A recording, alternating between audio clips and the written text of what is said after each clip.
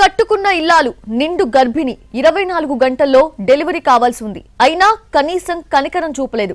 గొంతు నులిమి ఆమె ప్రాణం తీశాడు భర్త. భార్యతో పాటు ఆమె కడుపులోని బిడ్డ ప్రాణాలు తీశాడు. ఈ ఘోరం విశాఖ జిల్లా మధురవాడలో జరిగింది.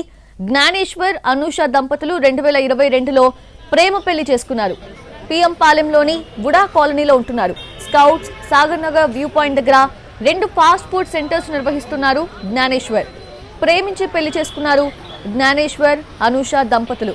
అయితే వాళ్ళిద్దరి మధ్య 2 ఏళ్లు తిరగకుండానే మనస్పర్ధలు మొదలయ్యాయి. అవి అగాధంగా మారి భార్యను చంపే స్థాయికి వెళ్లాయని సమాచారం. నిండు గర్భిణిగా ఉన్న అనూషను గొంతు నులిమి చంపేసిన భర్త జ్ఞానేశ్వర్, అనూషకు ఆరోగ్యం బాగోలేదని స్నేహితులకు సమాచారం ఇచ్చారు. వారొచ్చి బిగత జీవిగా పడి ఉన్న అనూషను హాస్పిటల్ కి తీసుకెళ్లారు. అప్పటికే అనూష మృతి చెందిందని వైద్యులు తెలిపారు. ఆమె మృతదేహాన్ని కేజీహెచ్ కి తరలించారు. భార్య అనూషను తానే హత్య చేసినట్లు పిఎం పాలెం పోలీసులు ఎదుట ఒప్పుకున్నాడు భర్త జ్ఞానేశ్వర్. దీంతో అతన్ని అదుపులోకి తీసుకుని ప్రశ్నిస్తున్నారు పోలీసులు. జ్ఞానేశ్వర్ను కఠినంగా శిక్షించాలని, మరో అమ్మాయికి ఇలాంటి పరిస్థితి రాకూడదని కన్నీళ్లతో వేడుకుంటున్నారు అనూష తల్లి, స్నేహితులు. దీనికి సంబంధించి పూర్తి వివరాలు తెలుసుకుందాం. మా ప్రతినిధి చిరంజీవి అందిస్తారు. పోలీస్ స్టేషన్ పరిధిలో దారుణం చోటు చేసుకుంది. మరో 24 గంటల్లో డెలివరీ కావాల్సినటువంటి నిండు గర్భిణిని భర్త అనుమానంతో చంపేసినటువంటి ఘటన వెలుగు చూసింది. ప్రస్తుతం విశాఖ కేజీహెచ్ తీసుకురావడం జరిగింది. అయితే వీళ్ళకి 2 ఏళ్ల క్రితం పెళ్ళైనట్లు తెలుస్తుంది. తర్వాత 24 గంటల్లో అంటే రేపు ఈ టైంలో డెలివరీ కావాల్సి ఉండగా వాళ్ళిద్దరి మధ్య ఏదో జరిగినటువంటి గొడవలో ప్రస్తుతం అయితే ఈ ఘటన చోటు చేసుకుంది. మరి దీనికి గల కారణాలు కూడా తెలియాల్సింది. ప్రస్తుతం కేజీహెచ్కు బంధువులు కూడా చేరుకున్నారు. ఒకసారి మృతురాలి బంధువులు ఉన్నారు, వాళ్ళతో కూడా మాట్లాడే ప్రయత్నం చేద్దాం. ఏం జరిగిందండి? ఎవరు చనిపోయిన, ఎవరు, ఏమవుతారు మీకు? నాకు అక్కండి, మా అక్క, సొంత అక్కే.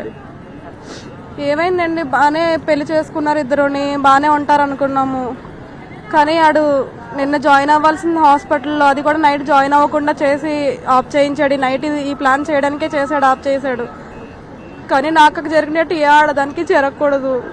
కానీ మాకు ఏ ఇన్ఫ్లుయెన్స్ లేదు, ఏమి చేయలేము. ఆడ ఇన్ఫ్లుయెన్స్తోనే ఆ ధైర్యంతోనే ఆడిని ఏమి చేయలేరనే చేశాడు. కానీ ఆడిని మాత్రం వదిలిపెట్టకూడదు, సరైన శిక్ష వేయాలి ఆడికి. ఆడిని అస్సలు వదిలిపెట్టకూడదు. గొడవలు జరిగాయా? ఎందుకు ఇలా చేయవలసి వచ్చింది? గొడవలు అయినట్టుగానే అసలు ఏమి ఆడి మీద అనుమానం వచ్చేలా కూడా చేయలేదండి. ఆ పిల్ల అయితే గుడ్డుగా నమ్మేసింది దాన్ని. కూడా మీ అక్కకి మీ బావకి ఏమైనా గొడవలు జరిగాయా? దాన్ని మీ ఫ్యామిలీ దృష్టికి తీసుకురావడానికి జరిగిందా? మొన్న కూడా ఫలోటా ప్రెగ్నెంట్ కదా, ఫలోటా తాగాలనుంది అని అంటే తీసుకొచ్చాడంట. అందులో టాబ్లెట్ వచ్చిందంట. అందులో టాబ్లెట్ ఎలా వస్తుందండి? ఏదైనా పురుగు రావచ్చు, ఏదైనా రావచ్చు, కానీ టాబ్లెట్ రాదు కదా. కానీ ఇటు చాలా ప్రయత్నాలు చేశాడు. డెలివరీ అయితే 2 ప్రాణాలని చెప్పి డెలివరీ అవ్వకుండానే ఇలా ప్రాణం తీసేసాడు. కానీ ఆడు సరైన శిక్ష వెయ్యాలి. ఆడికి చున్నీతో చంపేశాడండి. మొత్తం ఇదంతా నల్లగా కూడా అయిపోయి ఉంది. ఎవ్వరికీ అనుమానం రాకుండా ఆ పిల్లను కూడా నమ్మించి బాగానే మోసం చేశాడు.